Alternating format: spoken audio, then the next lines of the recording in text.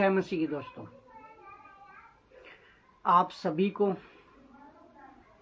प्रभु यीशु मसीह के महान और पवित्र नाम में स्वागत करता हूँ। तो आज का जो विषय है इसको समझे दोस्तों, अद्भुत बातें के साथ, अद्भुत वचनों का साथ।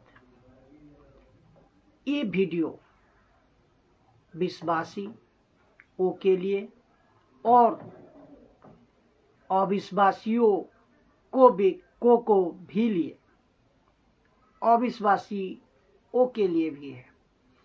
तो आज आप सीखोगे परमेश्वर कौन है।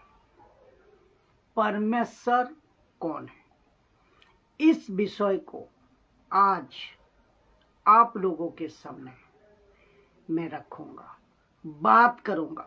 मैं चाहता हूं कि बहुत ध्यान से, बहुत आग्रहों का साथ, बहुत एक्टिव होकर आप इस वक्त जहां कहीं भी हो, जहां बैठे हो, जहां भी आप हो, वहीं पे कम से कम 1 घंटा, मेरी विनती है कि मेरी रिक्वेस्ट भी है कि आप लोग रुक जाइए। मेरी कोशिश होगी कि 1 घंटे 60 मिनट आपको ये ट्रैफिक को मैं समझा सकूं। जो कि दोस्तों, जिस पृथ्वी पर हम रहते हैं, जिस प्लेनेट पर हम रहते हैं, वो अगर अभी तक सुरक्षित है, टिकी है, तो एक परमेश्वर है जिसको आपको जानना है। ये आकाश जिसने आप सूरज को देखते हो, चांद को देखते हो, लाखों करोड़ों मिलियन ट्रिलियन तारे को देखते हो, और ऐसा आकाश गंगा और है, और ऐसे एक आकाश गंगा और है जिसको कहते हैं मिल्की वे। ऐसे बहुत सारी आकाश गंगा है।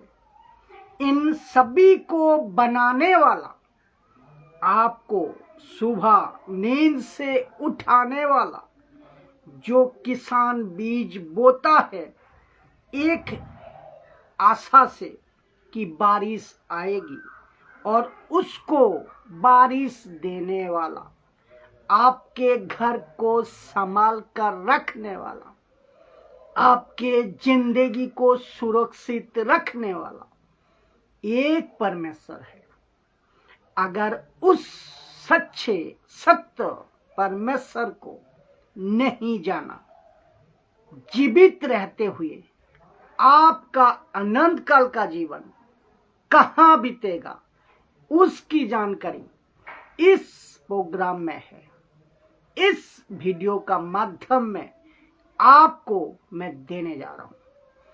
आज का मेरा प्रचार विश्वासियों के लिए और साथ ही साथ अविश्वासियों के लिए भी है, और साथ ही साथ जो परमेश्वर के प्रति मसीह समाज को धोखे में रखते हैं और बहुत सारी उल्टी सीधी बातें सिखाते हैं, और जिसके चलते मेरी वीडियो की द्वारा मैं आप लोगों की जड़ें मजबूत करूंगा।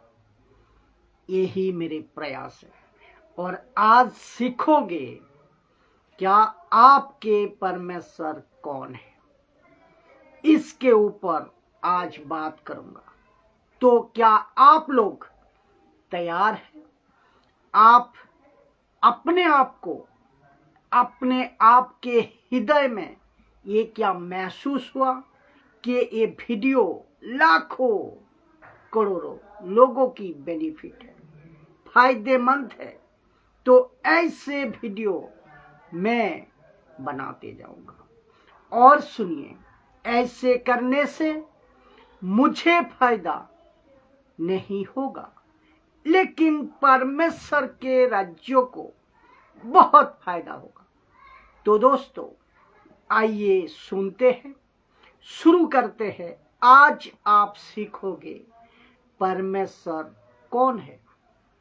तो सभी को मैं कहना चाहता हूं, क्यों ना इस परमेश्वर को धन्यवाद दे जिसने अपने आप को लोग समझ सके ऐसे प्रकाशन मुझ जैसा 10 टकाओं को और एक पुस्तक जिसको हम कहते हैं पवित्र शास्त्र बाइबल, ग्रीक में बिबलिया पुस्तक, पुस्तक, इसके माध्यम से उसने खुद को प्रकट किया।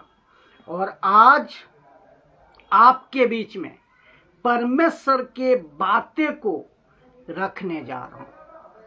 तो सबसे पहला एक वचन, नीति वचन 25:2 कहता है, परमेश्वर की महिमा तुम गुप्त रखने में है। फिर लिखा है, परंतु राजाओं की महिमा गुप्त बातें के पता लगाने से होती है। इसको आपने कभी समझा था? लिखा है कि परमेश्वर की महिमा गुप्त रखने में है, परंतु राजाओं की महिमा गुप्त बातें के पता लगाने से है। तो राजा लोग क्या करते थे, क्या करते हैं? जो बातें गुप्त है, जो बातें रहस्य है, छुपी हुई है, नहीं जानते राजा, जो बातें नहीं जानते राजा उसको पता लगाता है। और परमेश्वर पिता और परमेश्वर पुत्र ऐसे टाइम पे आया, आज से 2025 साल पहले, जहां राजाओं का काल था। यहां तक ठीक? और जिसके चलते इतिहास लिखा गया, जिसके चलते शास्त्रों लिखी गई, बादशाह सिकंदर जो पूरी दुनिया को जीत कर जब इस्राइल पहुंचा, विशेष करके यरूशलेम के मंदिर में, तो उसने सबको जीता, लेकिन उसने यरूशलेम के मंदिर को हाथ नहीं लगाया। जानते हैं क्यों? क्योंकि उसने कहा यहाँ का परमेश्वर सच्चा है, और यहाँ के लोगों ने उसकी मदद की थी। ऐसे मैंने इतिहास में पढ़ा है। तो इसका मतलब क्या है? जितने भी परमेश्वर के वचन लिखी गई थी ओरिजिनल मैन्युस्क्रिप्ट, जो आज खैर नहीं है, जो आज हमारे पास में कॉपीज और कॉपीज है। उस वक्त जो सामग्री जमा करके रखा था शास्त्रों का और राजाओं, महाराजाओं और उस वक्त के नबियों, शास्त्रियों और उस वक्त के परमेश्वर के लोगों ने जमा करके रखा था।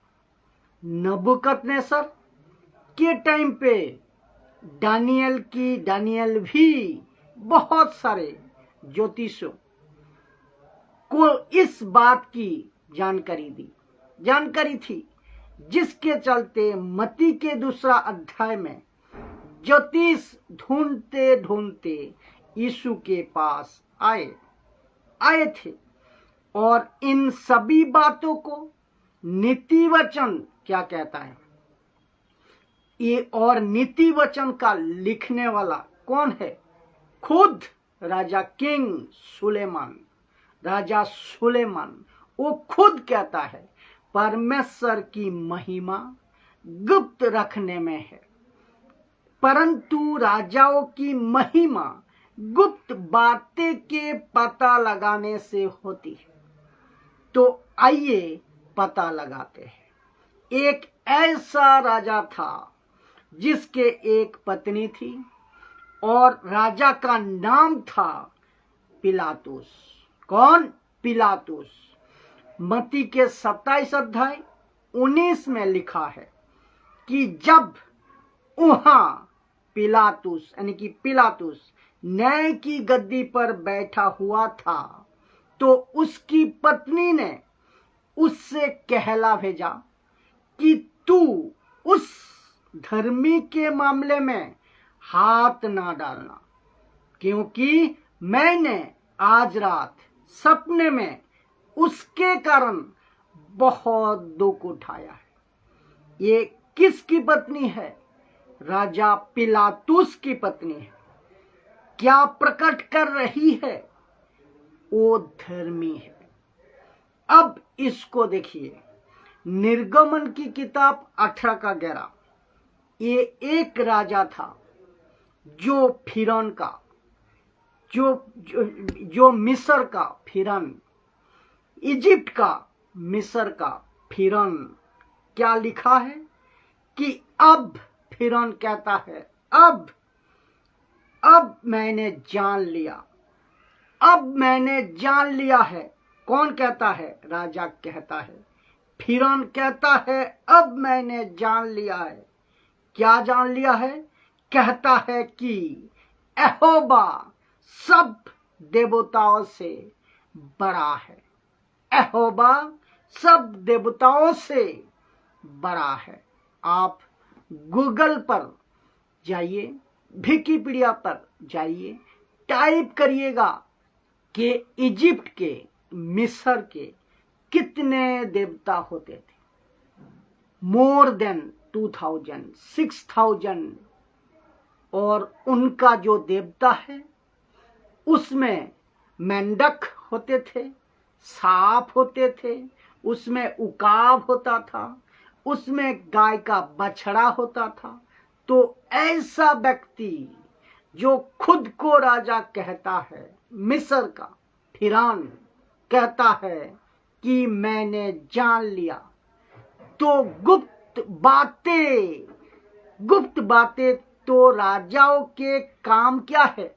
गुप्त बातें तो राजाओं के काम क्या है? गुप्त बातें को प्रकट करने में महिमा मिलती है। तो यहाँ पे राजा क्या किया?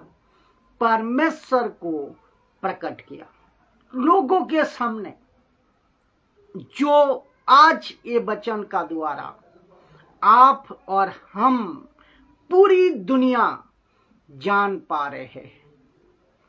इसको सुनिए दोस्तों।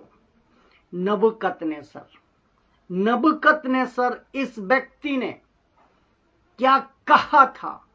दानियेल का 4 अध्याय 34 में कहता है, उन दिनों के बीतने पर मुझ नबूकदनेस्सर अपनी आंखें स्वर्ग की ओर उठाई, ऊपर परमेश्वर की तरफ, और मेरी बुद्धि फिर ज्यों की त्यों हो गई।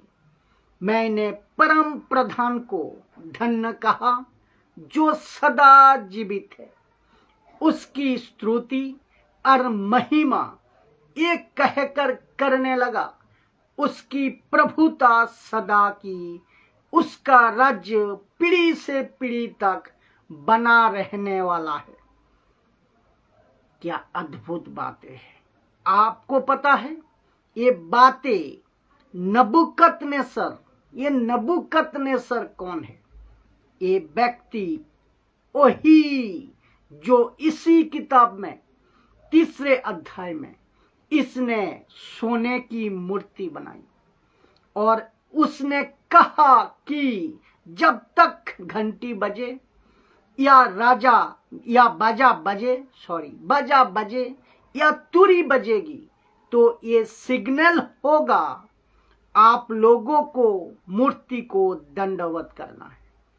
उसके बाद में परमेश्वर उसको जानवर बना दिया था, जानवर बना दिया था। एक घास खाने लगा था, जानवर की तरह रेंगने लगा था, पागल हो गया था ये। तब जाकर कहता है कि मुझ नबूकदनेस्सर ने अपनी आंख उठाकर सर की तरफ, यानी कि परमेश्वर की तरफ, और मेरी बुद्धि फिर जय की तय हो गई। मतलब मैं पागल से ठीक हो गया। इसको पता चल चुका था कि सच्चा परमेश्वर कौन है। किसको? नबूकदनेस्सर को। अब बात करते हैं राजा दाऊद की। ये कहता है भजन संगीता 19:1 में 6 तक मैं पढ़ूंगा, तो देखो क्या लिखा है। आकाश परमेश्वर की महिमा वर्णन करता है, आकाश परमेश्वर की महिमा वर्णन करता है। आकाश मंडल उसकी हस्तकला को प्रकट करता है। वचन 19:2, दिन से दिन बातें करता है, रात को रात ज्ञान सिखलाती है। वचन 3, ना तो कोई बोली है, ना कोई भाषा जहां उसका शब्द सुनाई नहीं देता।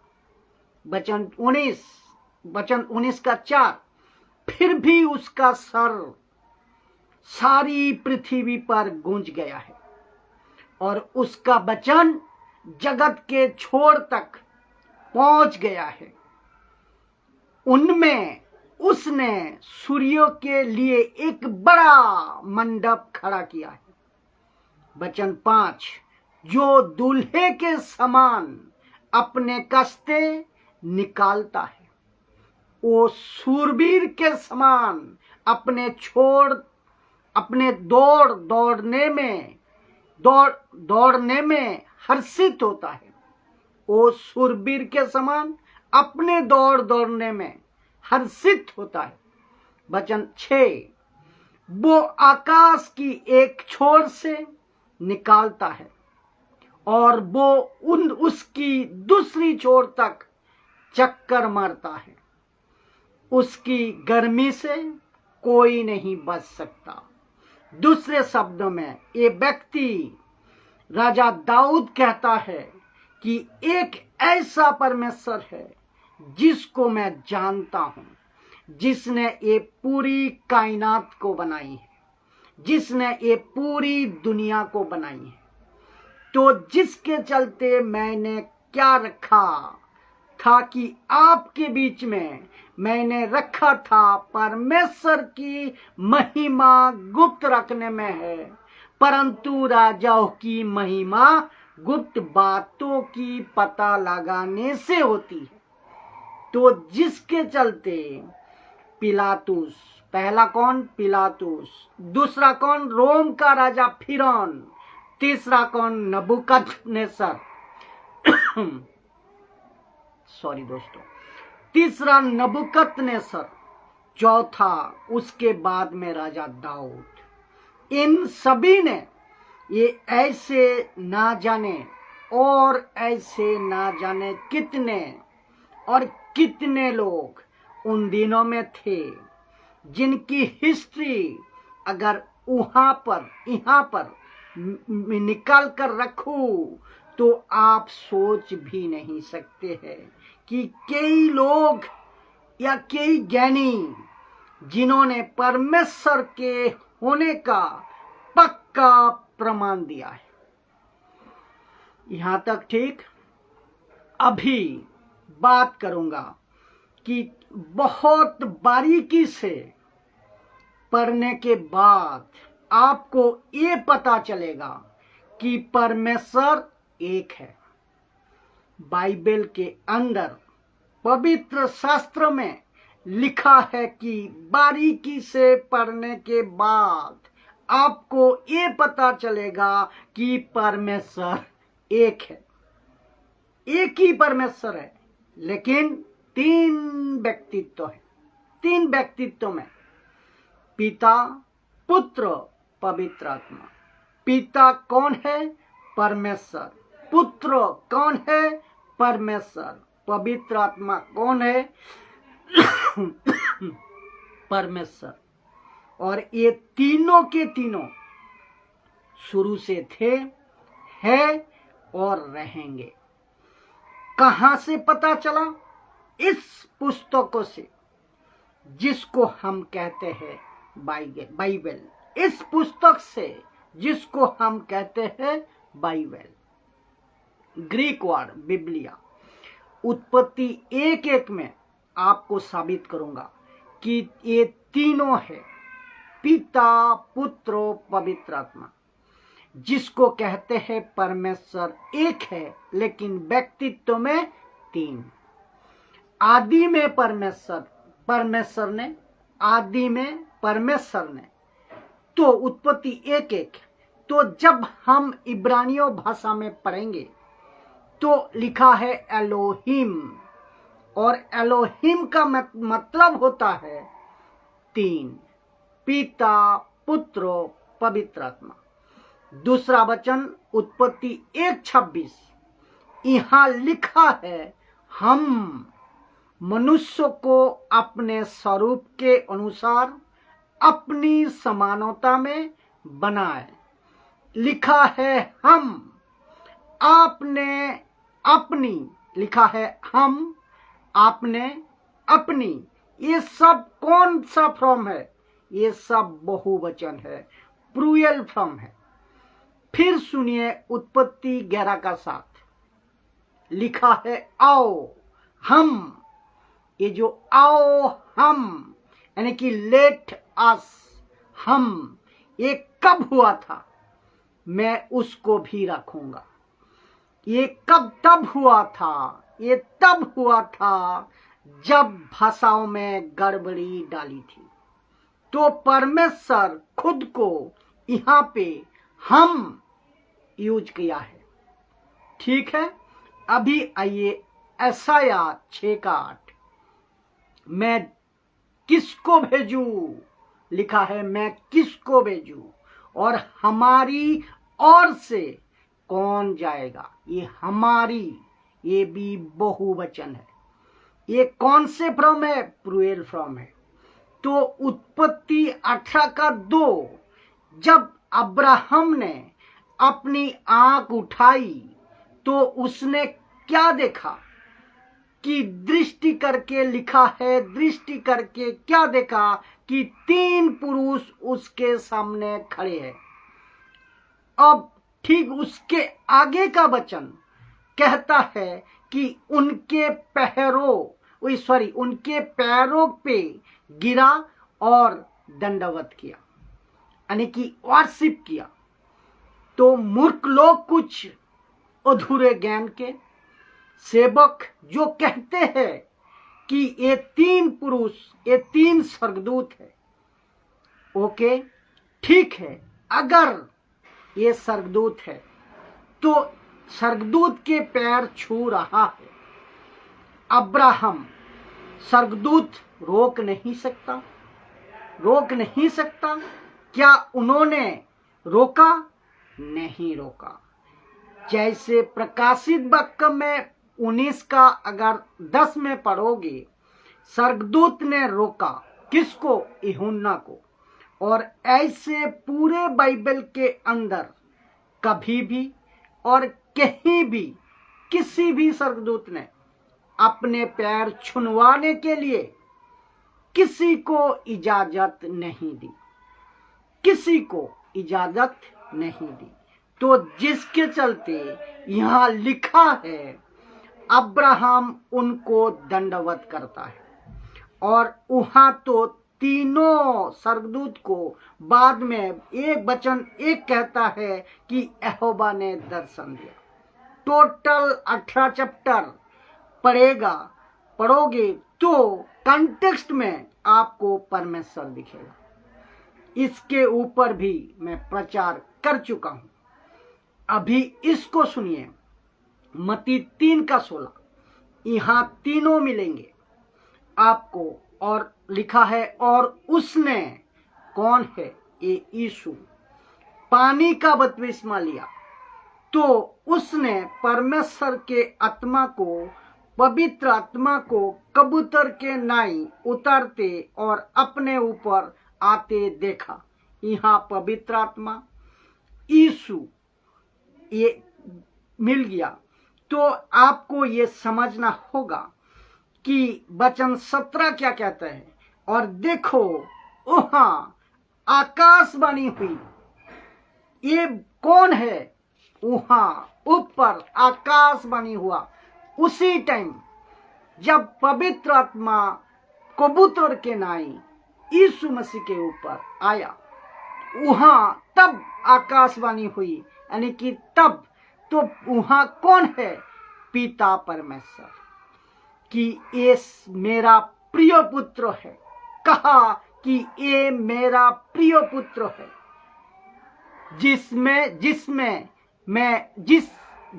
मैं अत्यंत प्रसन्न हूं। तो यहाँ पे पुत्र भी है, पवित्र आत्मा भी है और पिता परमेश्वर भी है। अभी इसको सुनिए दोस्तों, मत्ती के अध्याय 28:19। जब तुम जाओगे, दूसरे को बपतिस्मा दोगे तो 3 नाम लोगे। किसने कहा? खुद यीशु ने कहा। कहते हैं कि पहला पिता, फिर पुत्र, फिर पवित्र आत्मा। इंग्लिश में लिखा है, baptize them in the name of father, in the name of the father and of the son and of the holy spirit, it in the of the father. तो कुछ लोग कहते हैं, बाजार में जो कहते हैं, कुछ लोग है कहते हैं पिता पुत्र पवित्र आत्मा का नाम से। तो हिंदी में जब पढ़ोगे लास्ट में नाम, जो शब्द लास्ट में है, बट इंग्लिश में नेम पहले है, नेम पहले है। तो नेम पहले किसका है? फादर। नेम किसका है? सन। नेम किसका है? होली स्पिरिट। ठीक है, अब इसको समझिए दोस्तों। लिखा है, सच्चे परमेश्वर को जानने का एकमात्र जरिया है, माध्यम है। क्या है वो? बाइबल, पवित्र शास्त्र, परमेश्वर का वचन, एकमात्र जरिया। लिखा है, मूसा से लेकर पौलुस तक हम पढ़ सकते हैं कि परमेश्वर कैसा है। मूसा से लेकर पौलुस तक। क्यों? मूसा यहूदियों को एडुकेटेड करता है, और पौलुस अन्य जातियों को एडुकेटेड करता है। क्या गजब के लोग थे ये लोग। बहुत बारीकी से परमेश्वर का वचन को लिखा ये लोग। पहला मूसा की 5 किताबें, दूसरा योद्धाओं और राजाओं की पुस्तकें, भजनों की पुस्तकें और नबियों का पुस्तकें, सुसमाचार की 4 पुस्तकें, और छठवां प्रेरितों का सब पुस्तकें। इन सभी पुस्तक पढ़ने के बाद आपको परमेश्वर कैसा है पता चल जाएगा, जिसके चलते एक वचन आपके सपोर्ट के लिए रख रहा हूं। वो है 2 तीमुथियुस 3:16। ध्यान देना दोस्तों, 2 तीमुथियुस 3:16 लिखा है कि हर एक पवित्र शास्त्र परमेश्वर की प्रेरणा से रचा गया है, यानी कि 66 बुक्स उपदेश और समझाने और सुधारने और धर्म की शिक्षा के लिए लाभदायक है। तो इन सभी की पुस्तकों ने, इन सब की पुस्तकों ने आपको क्या किया? समझाया। इन सभी की पुस्तकों ने आपको क्या किया? सुधारा। इन सब की पुस्तकों ने आपको क्या किया? धर्म की शिक्षा दी। तो आपको इस बाइबल से ही पता चलेगा परमेश्वर कैसा है। क्यों? परमेश्वर ने आदम से लेकर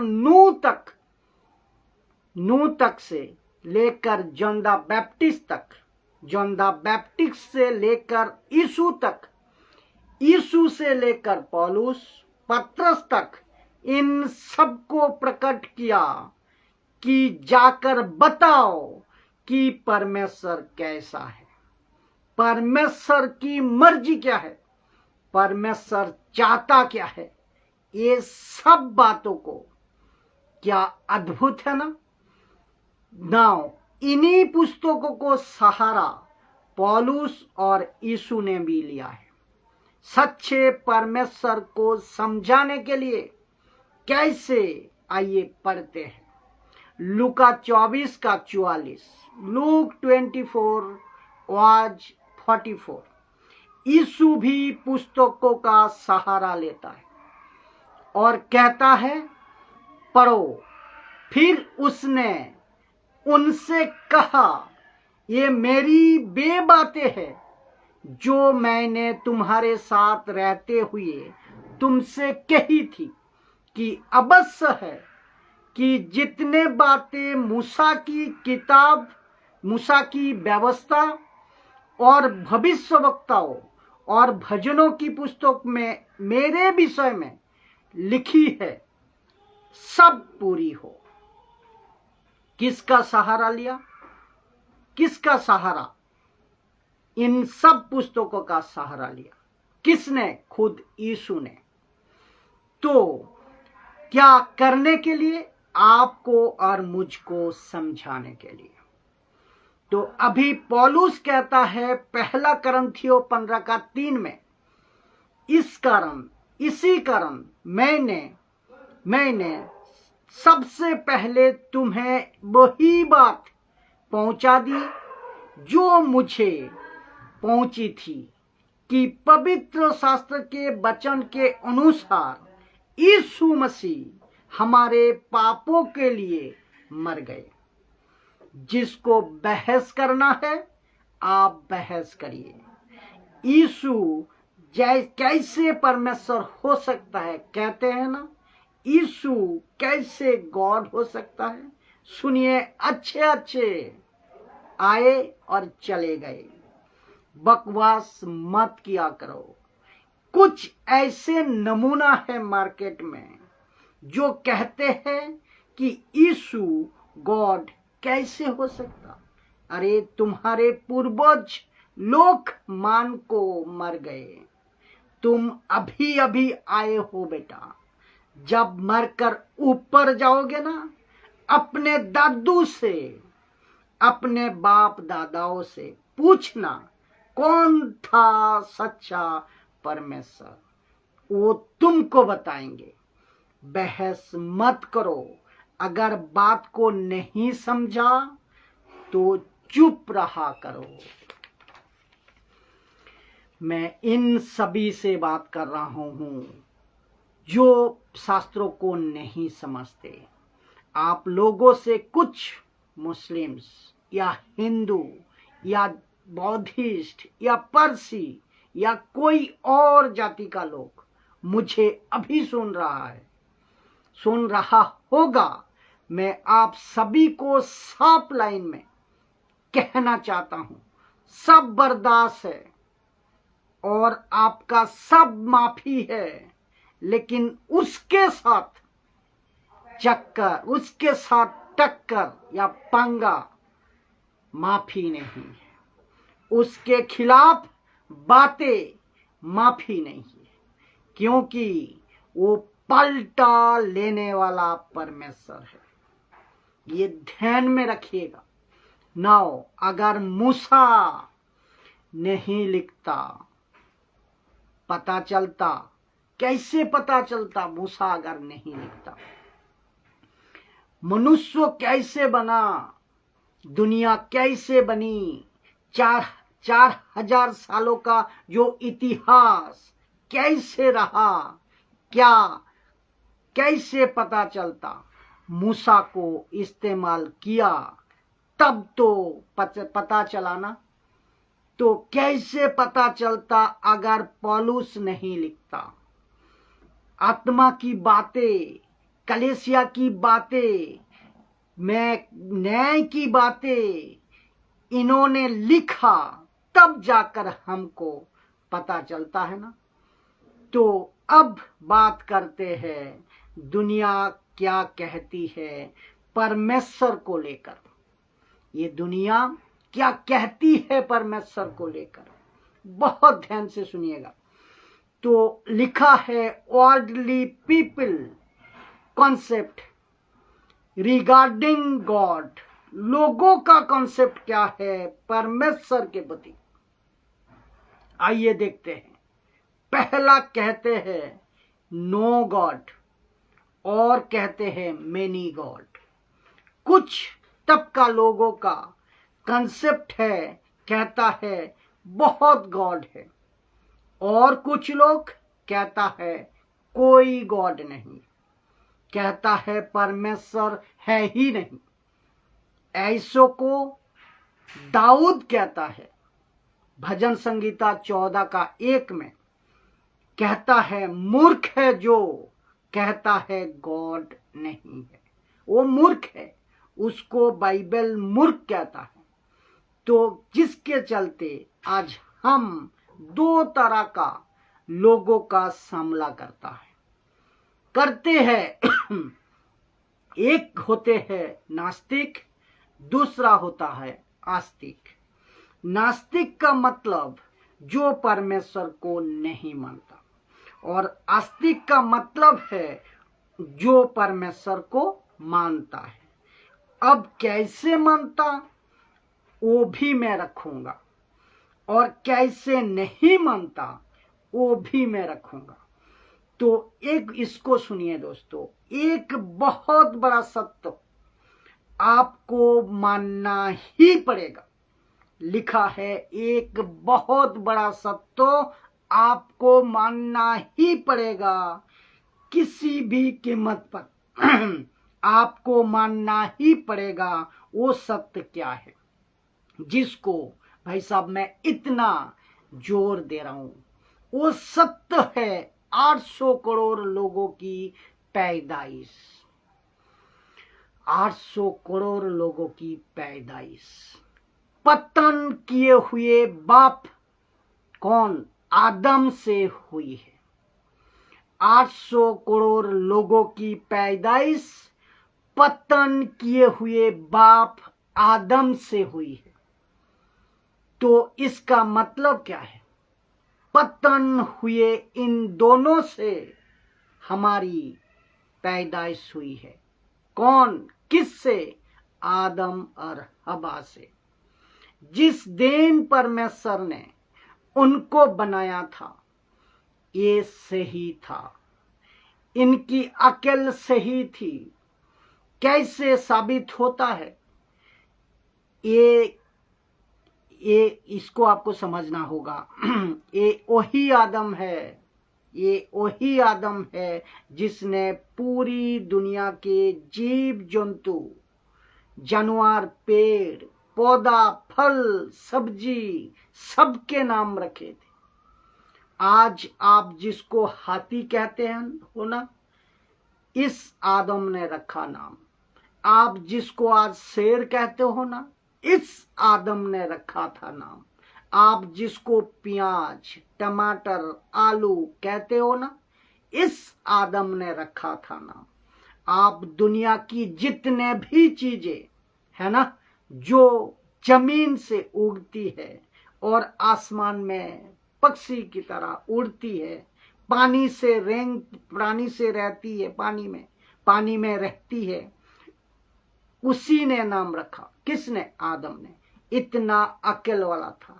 लेकिन जब इसने गलती की, जब इसने गलती करी और जब इसके इसके साथ से पाप हुआ, इसके साथ से पाप हुआ, तब इसका पतन हो गया और ये पतन की गिनती में आ गया।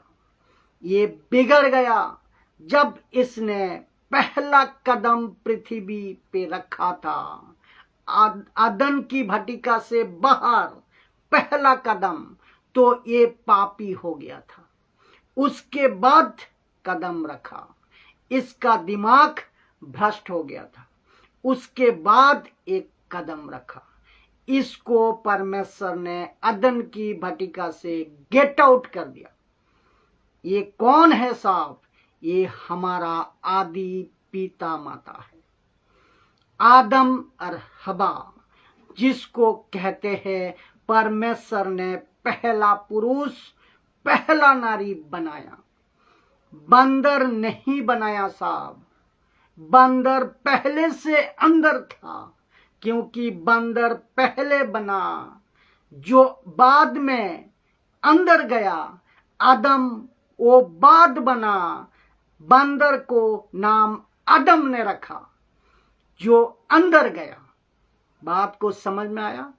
आज मैं फिर से पढ़ूंगा, बहुत पावरफुल स्टेटमेंट है, बहुत पावरफुल स्टेटमेंट है। तो 800 करोड़ लोगों की पैदाइशी पतन किए हुए बाप आदम से हुई है, जो खुद पतन। Thank you Jesus, thank you Jesus, thank you.